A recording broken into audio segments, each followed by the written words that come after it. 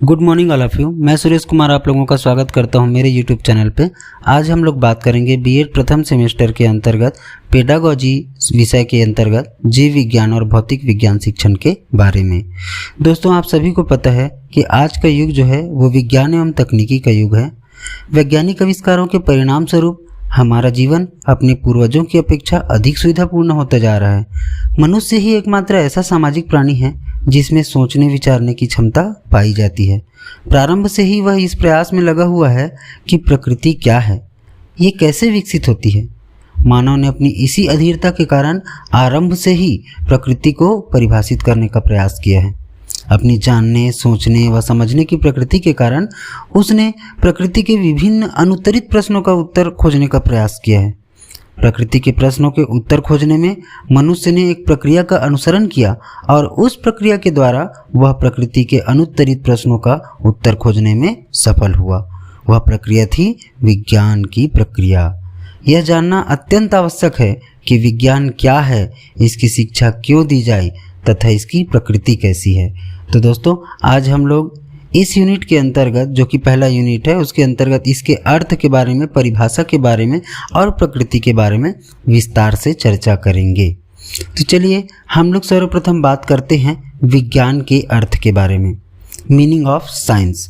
तो जैसा आप सभी को पता है कि विज्ञान जो है दो शब्दों से मिलकर बना हुआ है, जो कि वि और प्लस ज्ञान, जिसका अर्थ विशिष्ट ज्ञान से है। वास्तव में प्राकृतिक घटनाओं का अध्ययन करना तथा उसमें आपस में संबंध ज्ञात करना ही विज्ञान कहलाता है। विज्ञान अंग्रेजी भाषा में हम इसको क्या बोलते हैं? साइंस बोलते हैं। और ये जो साइंस शब्द है उसकी उत्पत्ति कैसे हुई है? लैटिन भाषा के शब्द, एक तो पहला शब्द है साइंटिया, या इसको आप साइंसिया भी पढ़ सकते हैं, जिसका अर्थ होता है ज्ञान, एवं इसी के समरूप एक और शब्द है जो कि ग्रीक या लैटिन भाषा से उत्पत्ति हुई है, वो है सियर, जिसका भी अर्थ होता है टू नो, जानना। अतः ज्ञान का दूसरा नाम ही हम विज्ञान है मान सकते हैं। यह शब्द सीमित अर्थ में भी प्रयुक्त किया जाता है। अगर इसको और अधिक व्यापक या व्यवहारिक अर्थ में बोलें तो क्या होगा? प्राकृतिक घटनाओं एवं नियमों का सुव्यवस्थित व क्रमबद्ध अध्ययन तथा उससे प्राप्त ज्ञान ही विज्ञान कहलाता है। इस तरीके से हमने अभी क्या बात किया? विज्ञान के अर्थ के बारे में बात किया। अब हम उससे संबंधित, विज्ञान से संबंधित कुछ परिभाषाओं के बारे में बात करेंगे। इसके बारे में इनसाइक्लोपीडिया ब्रिटानिका में बहुत ही अच्छा परिभाषा लिखा है, जो कि इस प्रकार से है: विज्ञान नैसर्गिक घटनाओं और उनके बीच संबंधों का सुव्यवस्थित ज्ञान है। इसी प्रकार आइंस्टीन ने भी बहुत ही सुंदर परिभाषा विज्ञान के बारे में दी है, जो कि इस प्रकार है: हमारी ज्ञान अनुभूतियों की अस्त व्यस्त विभिन्नता को एक तर्कपूर्ण विचार प्रणाली निर्मित करने के प्रयास को ही विज्ञान कहते हैं। पंडित जवाहरलाल नेहरू जी ने भी विज्ञान को परिभाषित करने का प्रयास किया और लिखते हैं, विज्ञान का अर्थ केवल मात्र परख नली तथा कुछ बड़ा या छोटा बनाने के लिए इसको और उसको मिलाने ही नहीं है, अपितु वैज्ञानिक विधि के अनुसार हमारे मस्तिष्क को प्रशिक्षण देना ही विज्ञान है। इस तरीके से हमने विज्ञान के कुछ परिभाषाओं के बारे में यहाँ पे बात किया। और चलिए अब हम देखते हैं विज्ञान के कुछ सामान्य प्रकृति के बारे में। दोस्तों, हम जानते हैं कि मनुष्य प्रारंभ से ही जिज्ञासु प्रवृत्ति का रहा है, जिसके कारण वह प्रकृति के पीछे हुए छिपे गूढ़ रहस्यों को जानने की इच्छा रखता है। वह उसे जानना चाहता है, जिसका ज्ञान उसे कठिन परिश्रम द्वारा ही हो पाता है। प्रत्येक विषय की अपनी एक प्रकृति होती है, उसी प्रकार से विज्ञान की भी कुछ प्रकृति है, जिसके द्वारा उसकी एक पहचान होती है ना। तो इस तरीके से अगर हम विज्ञान के कुछ महत्वपूर्ण प्रकृति के बारे में बात करें, जो सामान्यता है, तो उसमें प्रथम बिंदु की ओर आपको जो दिखाई दे रहा है वो क्या है? विज्ञान सत्य पर आधारित होता है। देखिए, यह सत्य जो है उस आध्यात्मिक सत्य से भिन्न है। यहाँ पे विज्ञान सत्य पर आधारित होना का मतलब ये है कि कोई भी ज्ञान या कोई भी बातों को विज्ञान जो है बिना प्रयोग, बिना अनुभव, बिना देखे उस चीज़ को सत्य नहीं मानता है, और ये पूरी तरीके से सत्य पर ही आधारित होता है। ठीक है, दूसरे पॉइंट की तरफ अगर हम चलते हैं तो देखते हैं कि विज्ञान के द्वारा तथ्यों का विश्लेषण किया जाता है। विज्ञान के द्वारा सर्वप्रथम तथ्यों को संकलित किया जाता है, तत्पश्चात उसका विश्लेषण किया जाता है और उसके पश्चात ही कोई पर्टिकुलर निष्कर्ष में पहुंचा जाता है। इस प्रकार से यह भी विज्ञान की एक सामान्य प्रकृति के अंतर्गत आता है, जिसको हमको जानना अति आवश्यक महसूस होता है। अगले पॉइंट की तरफ हम लोग चलते हैं। तो विज्ञान में परिकल्पना का प्रमुख स्थान होता है। जैसा कि आप सभी जानते हैं कि परिकल्पना किसे कहते हैं।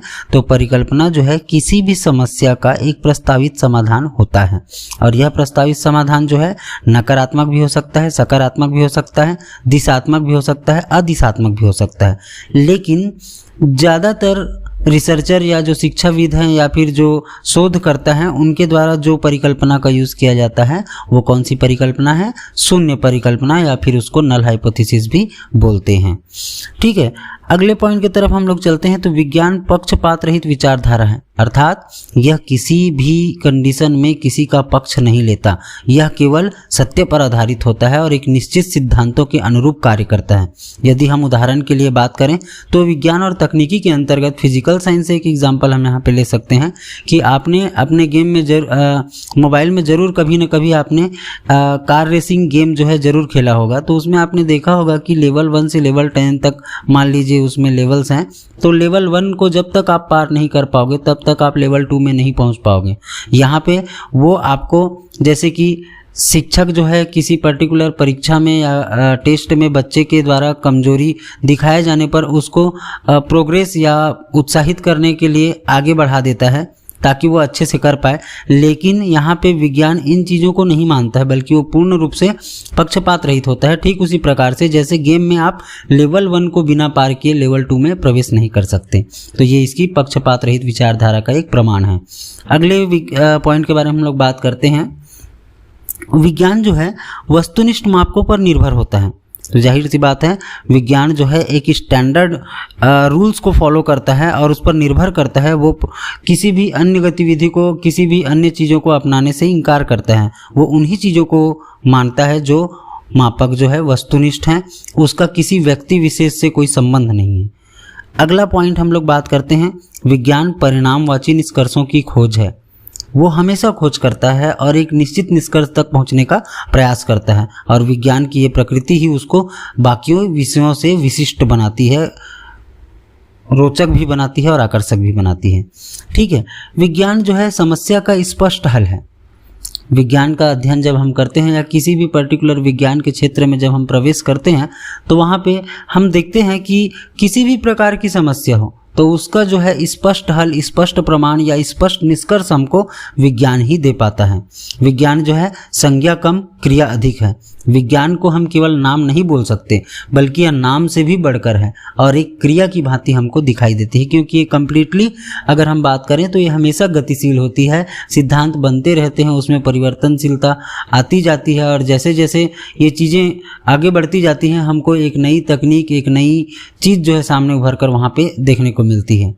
विज्ञान वह है जो वैज्ञानिक कहते हैं, और वैज्ञानिक क्या कहते हैं?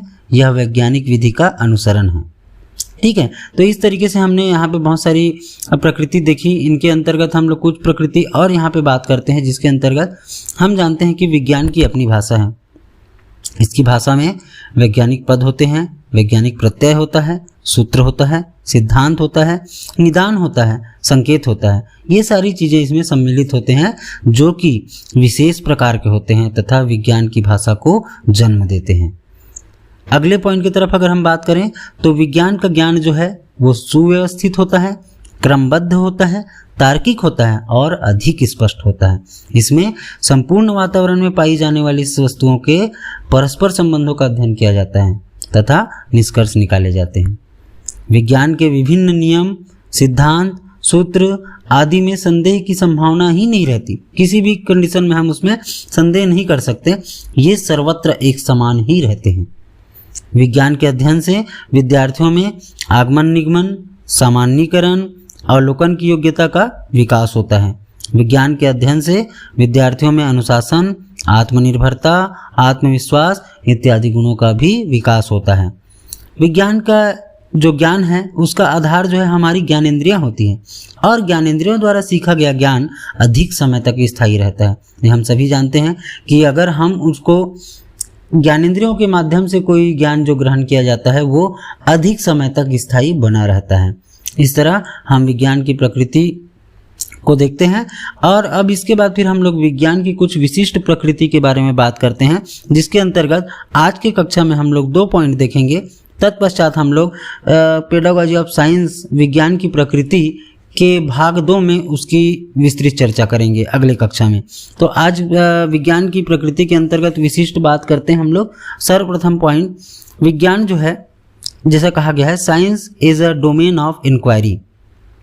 विज्ञान क्या है? अवलोकन की एक विशिष्ट विधि है या फिर खोज की एक विशिष्ट विधा है, ऐसा हम कह सकते हैं। तो चलिए देखते हैं कैसे विशिष्ट विधि है। तो इसके लिए हम लोग कुछ जनरल एग्जांपल अपने डेली लाइफ से इसको कनेक्ट करके देखते हैं। तो आप जानते हैं कोई व्यक्ति जो है प्रातःकाल सैर करने के लिए उगते सूर्य को देखता है ना भाई। प्रातःकाल का समय है और मॉर्निंग वॉक के लिए वो निकला है, तो वो उगते हुए सूरज को देखता है और क्या करता है, पृथ्वी को प्रकाश और ऊर्जा प्रदान करने वाले सूर्य देवता को वो प्रणाम करता है और उसे संतुष्ट करने के लिए प्रार्थना भी कर सकता है ना। लेकिन उसी कंडीशन में हम दूसरे सेम कंडीशन में दूसरे व्यक्ति को लेते हैं जो कि पूर्णतः वैज्ञानिक मनोवृत्ति वाला है, उसका एटीट्यूड कैसा है, साइंटिफिक है। तो वो क्या करता है, वो अन्य व्यक्ति जो क्या करेगा, सूर्य को पृथ्वी पर सभी प्रकार की ऊर्जा का स्रोत मानते हुए यह सोच विचार भी कर सकता है कि सूर्य को ऊर्जा कहाँ से प्राप्त होती है। वह यह जानने को उत्सुक हो सकता है कि इस ऊर्जा का उत्पादन कैसे होता है और मानव कल्याण के लिए इस प्रक्रम को पृथ्वी पर किस प्रकार दोहराया जा सकता है।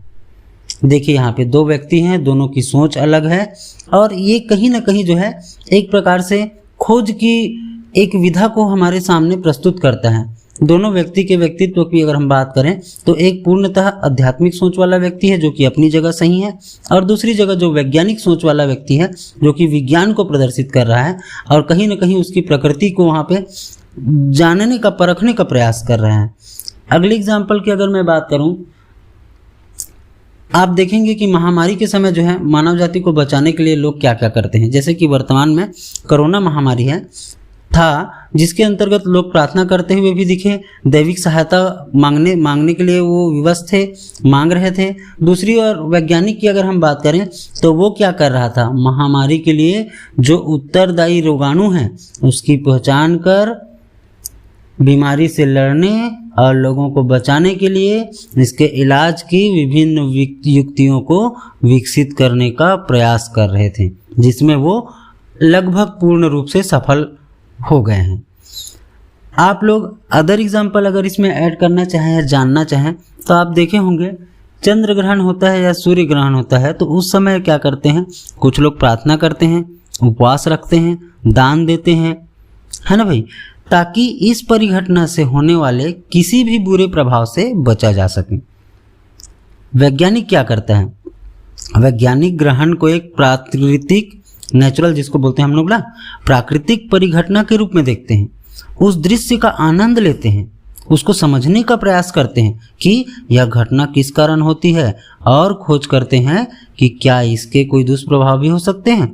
तो इस तरीके से देखिए हम इस एग्जाम्पल से हम ये चीज़ पूर्ण रूप से निष्कर्ष निकाल सकते हैं कि विज्ञान की प्रकृति जो है वो कैसी है, एक खोज की प्रवृत्ति है या खोज की एक विशिष्ट विधि है। हम यहाँ पे इस निष्कर्ष पे पहुँच सकते हैं। तत्पश्चात हम इसके द्वितीय और आज के कक्षा के अंतिम पॉइंट की तरफ चलते हैं, जो कि है विज्ञान जो है तेजी से विस्तार करते ज्ञान का भंडार है। मतलब it is a expanding body of knowledge and constructing knowledge कह सकते हैं हम इसको। तो यहाँ पे किस तरीके से तेजी से विस्तार करता है और कैसे ज्ञान का भंडार है, तो इसके लिए हम बात करते हैं कि आप देखे होंगे कि प्रतिदिन जो है नए नए विषय क्षेत्र खोजे जा रहे हैं और स्थापित किए जा रहे हैं। साथ ही जो स्थापित विषय है या विषय क्षेत्र है उच्च शिक्षा संस्थानों में किया जा रहा है, किसके द्वारा, शोध कार्यों द्वारा समृद्ध हो रहे हैं। ज्ञान का यह भंडार केवल प्रचंड गति से बढ़ ही नहीं रहा है, बल्कि ज्ञान कुछ पुराने ज्ञान का स्थान भी ले रहा है। अपने चारों ओर देखिए, आप पाएंगे कि आपके द्वारा उपयोग में लाई जा रही अनेक वस्तुओं की प्रौद्योगिकी पिछले 5-10 वर्षों में पूरी तरीके से बदल चुकी है। उदाहरण के लिए अगर बात करूं तो फिजिकल साइंस से मैंने एग्जाम्पल लिया, ध्यान दीजिएगा।